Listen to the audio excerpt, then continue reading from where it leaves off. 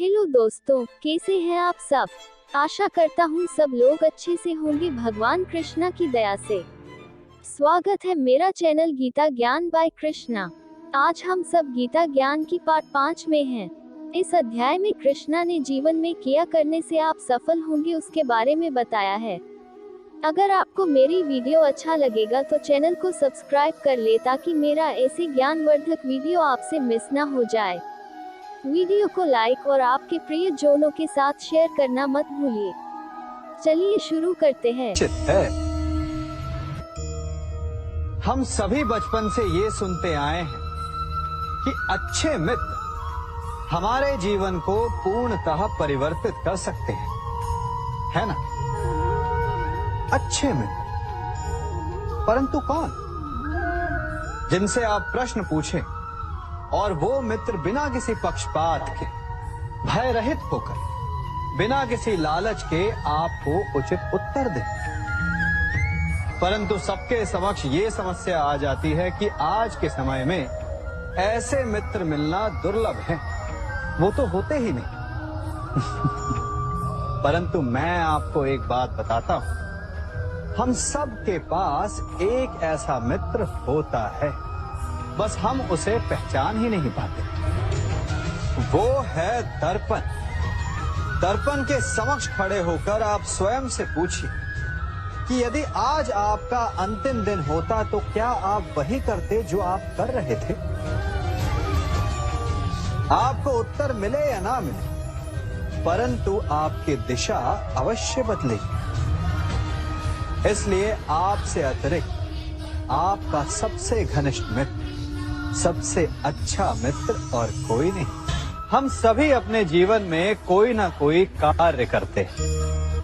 कार्य करते हैं तो थकान की अनुभूति होती है, और यदि थकान ना उतरे तो कार्य करने का मन नहीं करता। हम आशा करते हैं कि कदाचित एक दिन में 24 के स्थान पर 26 घंटे होते तो आराम करने के लिए हमें और अधिक समय मिल जाता। हमें ऐसा अनुभव होता है कि हम बहुत अधिक कार्य कर रहे हैं, है ना? परंतु क्या आपने कभी सोचा है कि जो लोग संसार में सफल हैं, उनके पास भी सफल होने के लिए दिन में केवल 24 घंटे थे? तो फिर वो सफल क्यों?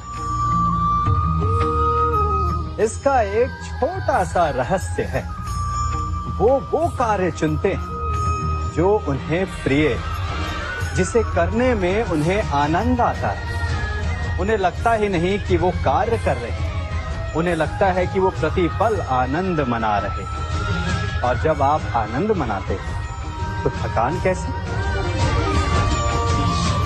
इसलिए यदि आप जीवन में कोई भी कार्य करें तो वो आपके मन को भाना चाहिए, या जो कार्य आप कर रहे हैं उसे अपने मन को भा देने दो। सफलता आपको मिलेगी।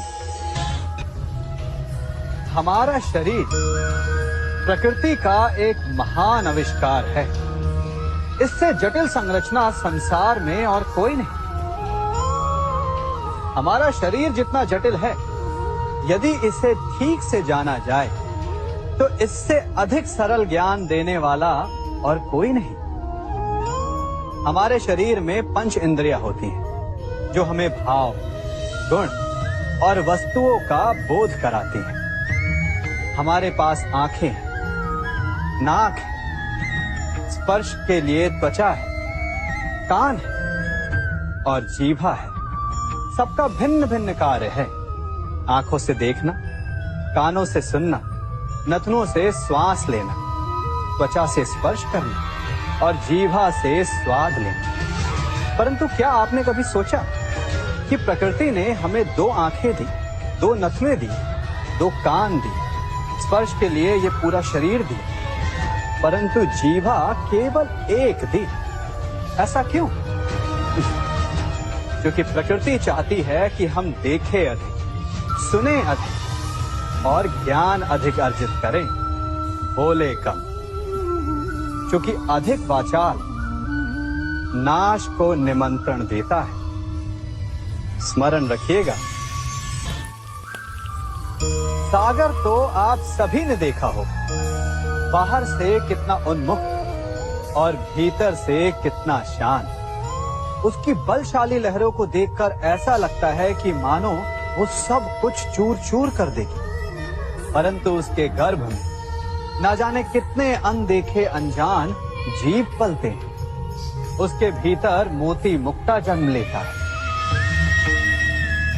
सागर एक है, परंतु उस सागर को लेकर के हमारी प्रकृति भिन्न भिन्न होती है। कोई उसमें तैरता है तो कोई उसकी लहरों का आस्वादन करता है, कोई उसमें अपने पांव भिगोता है तो कोई उसके भीतर जाकर मोती मुक्ता बाहर ले आता है, तो कोई तट पर बैठकर सागर की लहरों को निहारता है, कोई उसमें जीवन का आरंभ देखता है तो कोई उसमें अपने जीवन का अंत देखता है।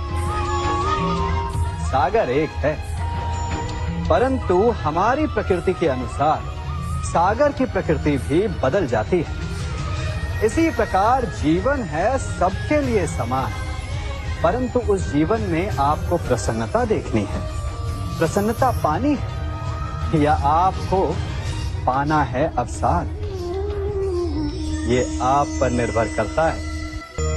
कहा जाता है कि मनुष्य योनि सभी योनियों में श्रेष्ठ है, उत्तम है।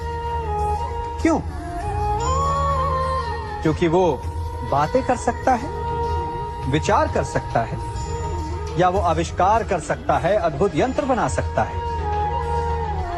नहीं, क्योंकि मनुष्य के भीतर करुणा, चेतना और सद्भाव वास करते हैं। सामान्यतः हर प्राणी योनियों की 4 उद्देश्य होते हैं: सोना, अपनी भूख मिटाना, अपना क्षेत्र बनाना और संतान की उत्पत्ति करना। किंतु मनुष्य योनि श्रेष्ठ इसलिए है क्योंकि अपनी भूख मिटाने के साथ साथ वो प्रयास करता है कि औरों की भूख भी मिटे, सब लोग मिलजुल कर विकास करें। वो समष्टि के लिए सोचता है। अपने आप चरना तो पशु की प्रवृत्ति होती है, परंतु दूसरे के लिए स्वयं का बलिदान कर देना, दूसरे के दुख को समझने की करुणा, यही प्रवृत्ति एक मनुष्य को भिन्न बनाती है। जिस दिन मनुष्य के भीतर करुणा लुप्त हो जाएगी, उस दिन वो मनुष्य सामान्य पशु बनकर रह जाएगा। कभी आप ब्रह्म मुहूर्त में जगे हैं? जगकर आकाश की ओर देखेंगे तो पाएंगे कि भोर होने से ठीक पूर्व रात्रि तनिक अधिक घनी हो जाती है। अर्थात जब समस्याएं अपनी चरम सीमा पर होती है तो उनका हल निकट होता है, परंतु जो इस अंधकार से हार जाता है वो इस अंधकार में डूब जाता है, और जो संघर्ष करता है वो उस अंधकार से उभर आता है। सदैव स्मरण रखिएगा, अंत चाहे कितना भी अंधकारमय क्यों ना हो, उसके पश्चात एक नया आरंभ फूटता है, एक नया उदय होता है। चक्रवात के पश्चात जो शांति छाती है, उसके पश्चात प्रारंभ होता है शुभ जीवन का, शुभ भविष्य का, शुभ नव प्रारंभ का। जब मेघ छाते हैं तो क्या होता है? अंधकार छा जाता है। मेघ गरजते हैं, बिजलियां कड़कती हैं, वर्षा होती है। सभी पशु अपने आश्रय स्थल पर जाकर छिप जाते हैं। मनुष्य अपने घरों की ओर दौड़ते हैं और सभी पक्षी अपने घोंसलों में जाकर छिप जाते हैं। परंतु एक जीव है जो गरजते मेघों को, कड़कती बिजलियों को, भारी वर्षा को भी हरा देता है। वो जीव है बाज, क्योंकि वो समस्या की जड़ों से ऊपर उड़ता है। वो गरजते मेघों से, कड़कती बिजलियों से, भारी वर्षा से, इन सब से ऊपर। यही अंतर है हारने वालों में और जीतने वालों में। ये युद्ध हार और जीत का नहीं, समस्या और सोच का है। यदि आप अपनी सोच को छोटी रखेंगे तो समस्या बड़ी हो जाएगी और यदि आप अपनी सोच को बड़ी रखेंगे तो समस्या छोटी हो जाएगी। दो मनुष्यों के मध्य होता है, परंतु विजय सदैव एक ही मनुष्य को मिलती है। जबकि समान रूप से दोनों शक्तिशाली होते हैं, समान ज्ञान प्राप्त करते हैं। कारण दो प्रकार के लोहे होते हैं, एक ठंडा, एक गर्म।